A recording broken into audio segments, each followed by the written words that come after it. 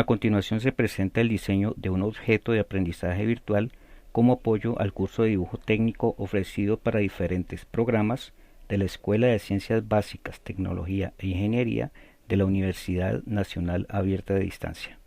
Para este caso se toma como tema la normalización del dibujo técnico, haciendo énfasis en la representación normalizada de cuerpos.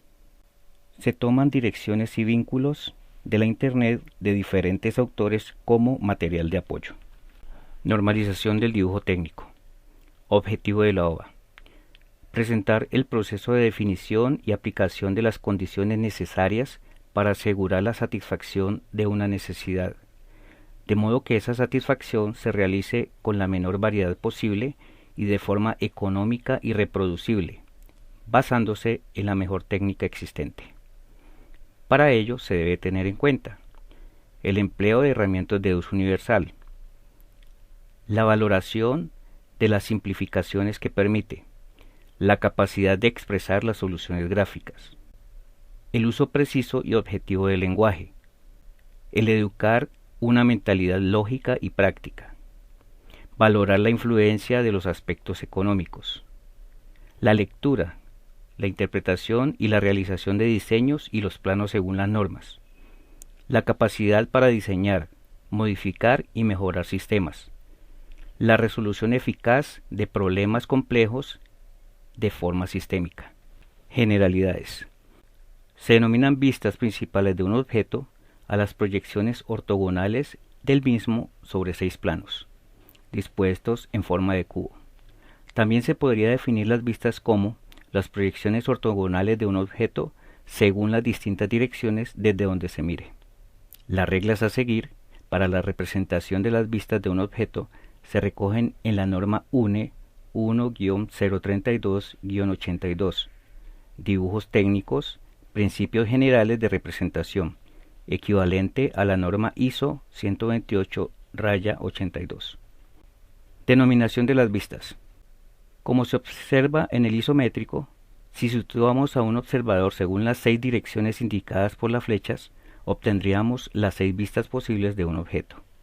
Estas vistas reciben las siguientes denominaciones: vista A, vista de frente o alzado; vista B, vista superior o de planta; vista C, vista derecha o lateral derecha; vista D, vista izquierda o lateral izquierda; vista E, vista inferior; vista F, vista posterior. Obtención de las vistas de un objeto. Posiciones relativas de las vistas. Para la disposición de las diferentes vistas sobre el papel, se pueden utilizar 2 variantes de proyección ortogonal de la misma importancia. El método de proyección del primer diedro, también denominado europeo, antiguamente método E, y el método de proyección del tercer diedro, también denominado americano, antiguamente método A. En ambos métodos, el objeto se supone dispuesto dentro de un cubo, sobre cuyas 6 caras se realizarán las correspondientes proyecciones ortogonales del mismo.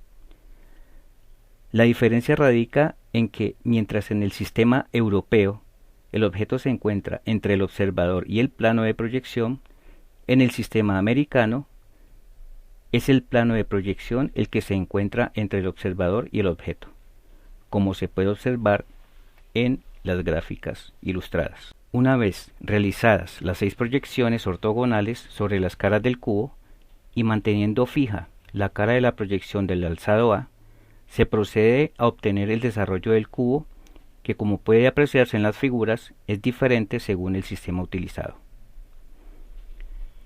El desarrollo del cubo de proyección nos proporciona sobre un único plano de dibujo las 6 vistas principales de un objeto, en sus posiciones relativas. Con el objeto de identificar en qué sistema se ha representado el objeto, se debe añadir el símbolo que se puede apreciar en las figuras y que representa el alzado y la vista lateral izquierda, de un cono truncado en cada uno de los sistemas. Correspondencia entre las vistas. Como se puede observar en las figuras anteriores, existe una correspondencia obligada entre las diferentes vistas. Así estarán relacionados el alzado, la planta, la vista inferior y la vista posterior, coincidiendo en anchuras. el alzado, la vista lateral derecha, la vista lateral izquierda y la vista posterior coincidiendo en alturas. La planta, la vista lateral izquierda, la vista lateral derecha y la vista inferior coincidiendo en profundidad.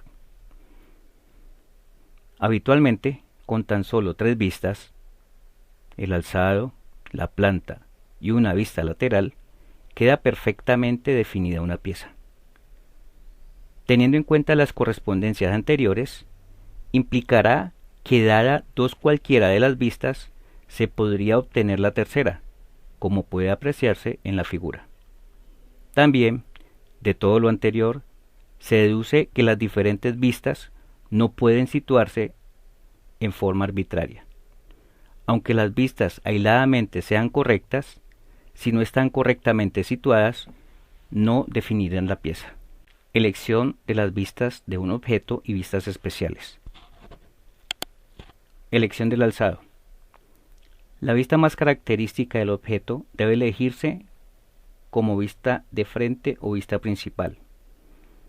Esta vista representará al objeto en su posición de trabajo y en caso de que pueda ser utilizable en cualquier posición, la representará en la posición de mecanizado o montaje.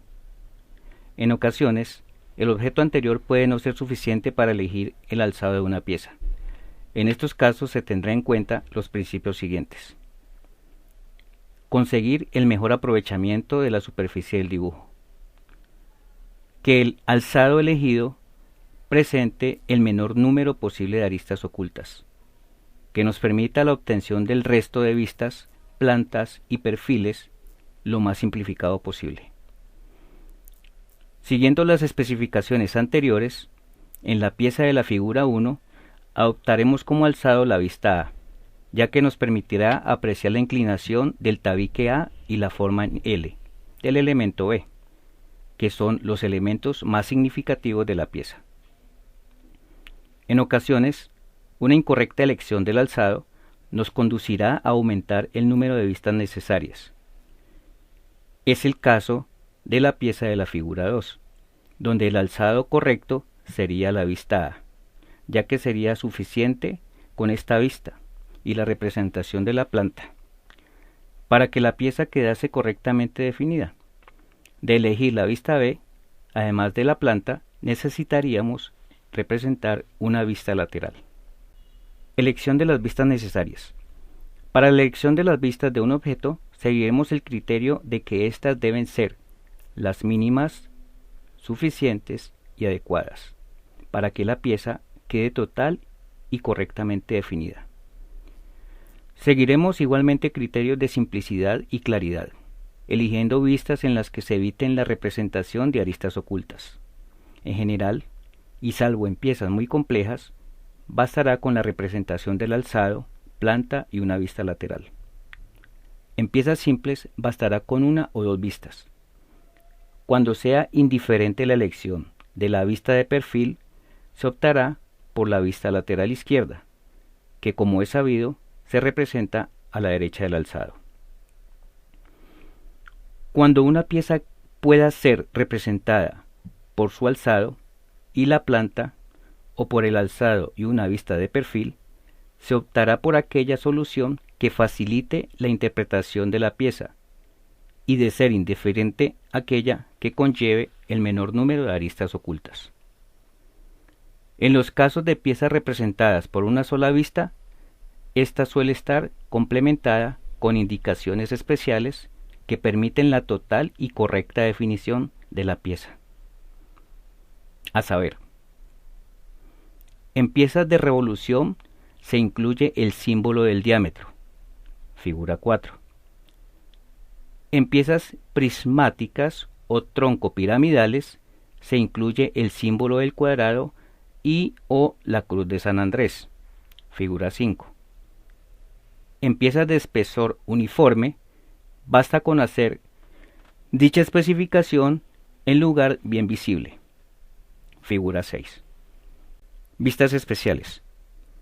Con el objeto de construir representaciones más claras y simplificadas, ahorrando a su vez tiempo de ejecución, pueden realizarse una serie de representaciones especiales de las vistas de un objeto. A continuación detallamos los casos más significativos. Vistas de piezas simétricas, vistas cambiadas de posición, vistas de detalles, vistas locales, vistas giradas, vistas desarrolladas, vistas auxiliares oblicuas. Cortes, secciones y roturas. Generalidades sobre cortes y secciones. En ocasiones, debido a la complejidad de los detalles internos de una pieza, su representación se hace confusa, con gran número de aristas ocultas y la limitación de no poder acotar sobre dichas aristas. La solución a este problema son los cortes y secciones, que estudiaremos en este tema. Las reglas a seguir para la representación de los cortes, secciones y roturas se recogen en la norma IRAM 4507 e IRAM 4509, equivalentes a la norma ISO 128-82. Un corte es un artificio mediante el cual, en la representación de una pieza, eliminamos parte de la misma, con objeto de clarificar y hacer sencilla su representación y acotación. En principio, el mecanismo es muy sencillo. Adoptado uno o varios planos de corte, eliminaremos ficticiamente de la pieza la parte más cercana al observador, como puede verse en la figura. Líneas de rotura en los materiales. Cuando se trata de dibujar objetos largos y uniformes, se suelen representar interrumpidos por líneas de rotura. Las roturas ahorran espacio de representación al suprimir partes constantes y irregulares de las piezas, y limitar la representación a las partes suficientes para su definición y acotación. Las roturas están normalizadas y sus tipos son los siguientes. Las normas IRAM definen solo dos tipos de roturas. La primera se indica mediante una línea fina, como la de los ejes, a mano alzada y ligeramente curvada. La segunda suele utilizarse en trabajos por ordenador. En piezas en cuña y piramidales se utiliza la misma línea fina y ligeramente curva.